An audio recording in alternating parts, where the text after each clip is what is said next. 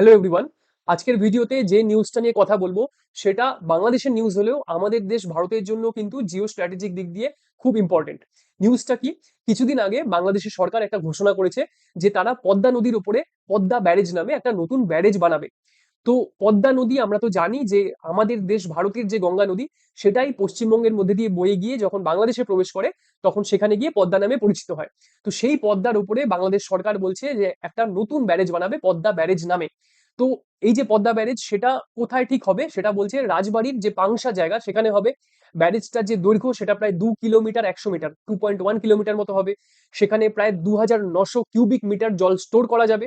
আর সেখান থেকে যে জলবিদ্যুৎ হাইড্রো ইলেকট্রিসিটি সেটা জেনারেট হবে 113 মেগাওয়াট মতো। আর এই যে টোটাল ব্যারেজের প্রজেক্ট সেটা বানাতে বাংলাদেশ সরকারের যে ইনভেস্টমেন্ট দরকার পড়বে, যে খরচা হবে, সেটা প্রায় বাংলাদেশি টাকায় 50,443 কোটি টাকার কাছাকাছি। যার মধ্যে প্রথম স্তরে ফার্স্ট ফেজে প্রায় 34,347 কোটি টাকা মতো খরচা হবে। তো এই যে পদ্মা ব্যারেজ সেটা আমাদের দেশ ইন্ডিয়ার জন্য কেন খুব ইম্পর্টেন্ট? যেই নদীগুলো একের বেশি দেশের মধ্যে দিয়ে প্রবাহিত হয় না, মানে মাল্টিপল কান্ট্রিজ মধ্যে দিয়ে প্রবাহিত হয়ে তারপর সাগরে গিয়ে মেশে, সেই নদীগুলো কিন্তু এই দেশগুলোর মধ্যে কিরকম রিলেশন থাকবে, কিরকম রাজনৈতিক সম্পর্ক থাকবে, কিরকম কূটনৈতিক সম্পর্ক থাকবে, সেখানে একটা বিশাল রোল প্লে করে। কারণ কি? এই যে নদীগুলো যেমন গঙ্গা নদী ভারত বাংলাদেশ দুটো দেশের মধ্যে দিয়ে যাচ্ছে, তেমনি ব্রহ্মপুত্র সেটা চীনের মধ্যে দিয়ে গিয়ে তারপর ভারতে প্রবেশ করেছে। তো এই যে মাল্টিপল কান্ট্রির মধ্যে দিয়ে যাচ্ছে, এখানে যে দেশটা নদীর আপস্ট্রিমে থাকে, আপস্ট্রিমে মানে উপরের দিকে উত্তরের দিকে থাকে, সেই দেশটা সবসময় একটা আপার হ্যান্ড পজিশনে থাকে। অন্যদিকে যেই দেশটা যেটা ডাউনস্ট্রিমে থাকে, তাদের সবসময় একটা চিন্তা থাকে, একটা অভিযোগ থাকে যে আপস্ট্রিমের যে দেশটার আছে তারা যদি নদীর গতিপথে কোনো একটা ড্যাম দিয়ে দেয়, কোনো একটা ব্যারাজ দিয়ে দেয়, তাহলে পরে সেটার এফেক্টটা তাদের দেশে কিভাবে আসবে। তো এটা চিরকাল সারা বিশ্ব জুড়ে কিন্তু যে কোনো নদী, সেই নদীটা যদি মাল্টিপল কান্ট্রির মধ্যে দিয়ে যায়, সেখানে এরকম একটা জল বিতরণ চুক্তি নিয়ে কত জল শেয়ার হবে, কোন দেশের মধ্যে কতটা জল কে পাবে, সেগুলো একটা কূটনৈতিক একটা টানাপোড়েনের কারণ হয়ে দাঁড়ায়। শুধুমাত্র দেশ না, আমাদের দেশের বিভিন্ন রাজ্যের মধ্যেও এই সেম সমস্যা চলছে। একের অধিক রাজ্যের মধ্যে দিয়ে যেসব নদী গেছে সেসব রাজ্যেও কিন্তু একইভাবে চাপানোতর চলছে বহু যুগ ধরে। তো এখানে এটা কেন ইম্পর্টেন্ট? গঙ্গা নদী পশ্চিমবঙ্গের মধ্যে দিয়ে গিয়ে বাংলাদেশে প্রবেশ করেছে। তো পশ্চিমবঙ্গে এই যে মুর্শিদাবাদের ফরাক্কা ব্যারেজটা, সেই ব্যারেজটা তৈরি হয়েছিল 1975 সালে। 1961 সালে সেটার কনস্ট্রাকশন শুরু হয়। তারপর 1961 থেকে 1975 মানে প্রায় 14 বছর লাগে সেই কনস্ট্রাকশনটা কমপ্লিট হতে। 1961-তে যখন কনস্ট্রাকশন শুরু হয়েছিল তখন তো বাংলাদেশ স্বাধীন রাষ্ট্র ছিল না, তখন পূর্ব পাকিস্তান ছিল। 71-এ বাংলাদেশ স্বাধীন হয়, আর 75-এ এই ফরাক্কা ব্যারেজের কনস্ট্রাকশন কমপ্লিট হয়। তো ফরাক্কা ব্যারেজের কনস্ট্রাকশন কমপ্লিট হওয়ার পর থেকে আজ অব্দি বাংলাদেশে বারবার ফারাক্কা ব্যারেজ নিয়ে বহু প্রোটেস্ট হয়ে এসছে। বাংলাদেশের পয়েন্টটা কি?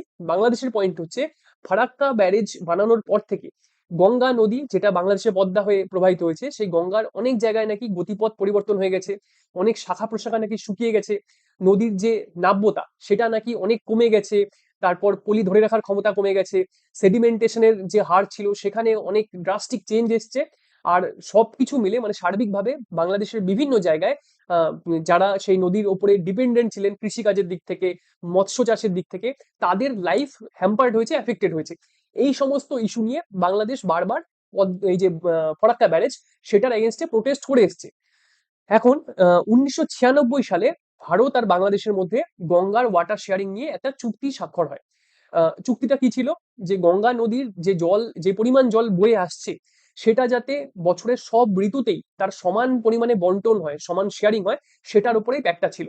যে বর্ষাকালে প্রচুর জল বয়ে আসছে তখন এমন যাতে না হয় যে একটা দেশে বন্যা হয়ে গেল আরেক দেশে জলের লেভেলটা সেটা কম থাকলো, কিংবা শুকনোর সময়, শীতের সময় এক জায়গায় খরা হয়ে গেল, অন্য জায়গায় জল ঠিক আছে, এরকম যাতে না হয়। জলের যেটা শেয়ারিং, যেটা বন্টন, সেটা যাতে সমপরিমাণ হয়, প্যারিটি থাকে, ব্যালেন্স থাকে, সেগুলোর উপরে জোর দিয়েই এই 1996-এ গঙ্গার ওয়াটার শেয়ারিং ট্রিটি হয়েছিল ইন্ডিয়া আর বাংলাদেশের মাঝে।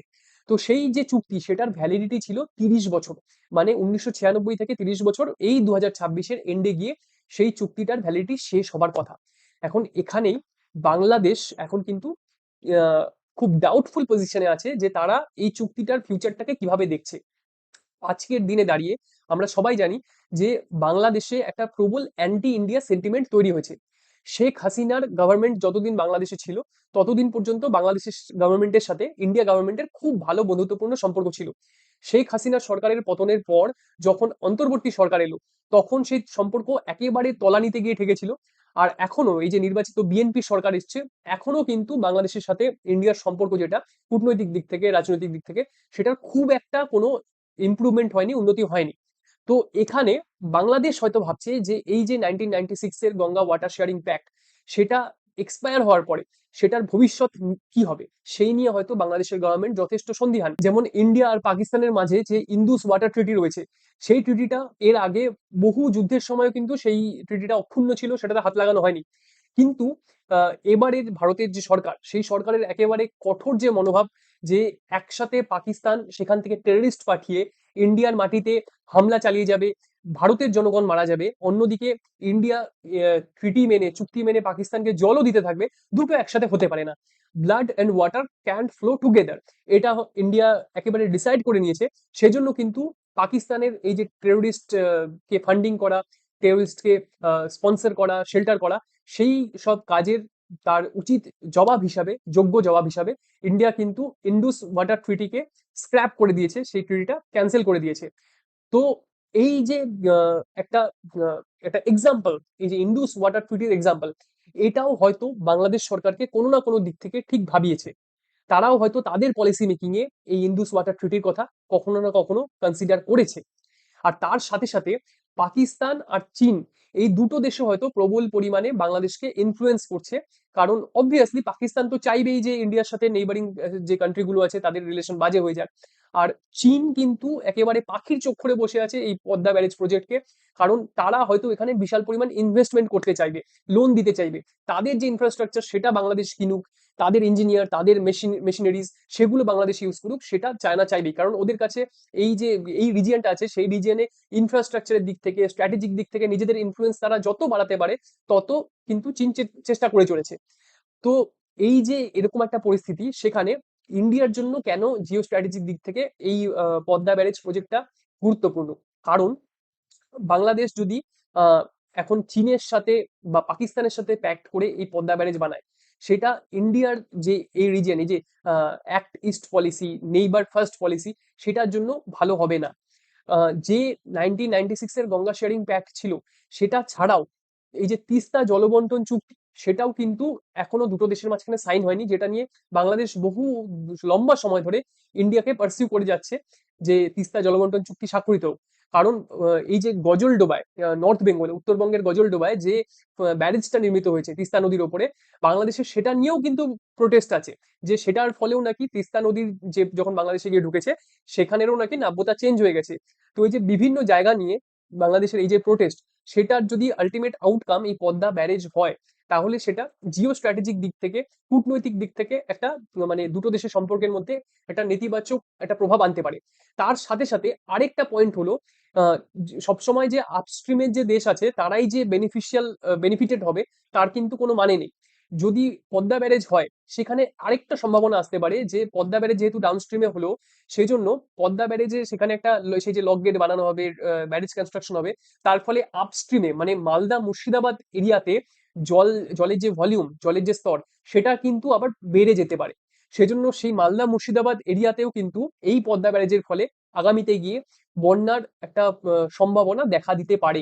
যদিও সেই যে এফেক্ট গুলো মানে অ্যাকচুয়ালি কি হবে, সেটা কখনোই ইমিডিয়েটলি বোঝা যাবে না। কারণ এই প্রজেক্ট গুলো মানে মোটামুটি এই পদ্মা ব্যারেজের প্রজেক্ট রাখাই হয়েছে প্রায় 5-6 বছরের প্রজেক্ট।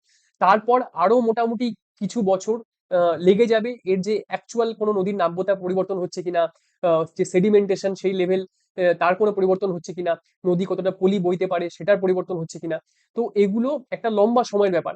কিন্তু এই সময়টা যাবার পর যদি সত্যি যেই মানে এফেক্ট গুলো আজকের দিনে সম্ভাব্য বলে ধরা হচ্ছে, প্রবাবল বলে ধরা হচ্ছে, সেগুলো যদি সত্যি হয়ে আসে, তাহলে সেটা কিন্তু মোটেও ভালো হবে না। তো সেজন্য একদিক থেকে দেখতে গেলে ভারতের জন্য এই পদ্মা যে ব্যারেজ যেটা বাংলাদেশ অ্যাপ্রুভ করেছে, সেটা জিও স্ট্র্যাটেজিক দিক দিয়ে গুরুত্বপূর্ণ। আর এখন এটাই দেখার যে ভারতের ভারত সরকার কিভাবে এটাতে রিয়াক্ট করে, দুটো দেশের যে গভর্নমেন্ট তাদের মাঝখানে এই যে গঙ্গায় ওয়াটার শেয়ারিং চুক্তি, সেটার ভেতরে কি ডিল ফাইনালাইজ হয়, সেই চুক্তিটা এক্সটেন্ড হয় কিনা। যদি এক্সটেন্ড হয়ে যায় তাহলে আলটিমেটলি পদ্মা ব্যারেজের এই যে প্রজেক্ট, সেটার বাংলাদেশের দরকার পড়বে কিনা, কারণ এখানে যে ইনভেস্টমেন্ট সেটাও কিন্তু একটা খুব বড় সড়ো ইনভেস্টমেন্ট বাংলাদেশের জন্য। আর তো সেগুলোই আমরা ভবিষ্যতে দেখব। তো সেটাই আপনাদের সবাইকে জানালাম। আশা করি ভিডিওটা আপনাদের কাছে ইনফরমেটিভ হয়েছে। ভালো লাগলে অবশ্যই চ্যানেলটা সাবস্ক্রাইব করুন, লাইক করুন, শেয়ার করুন। এরকমই নতুন ইনফরমেটিভ ভিডিও নিয়ে দেখা হবে খুব তাড়াতাড়ি।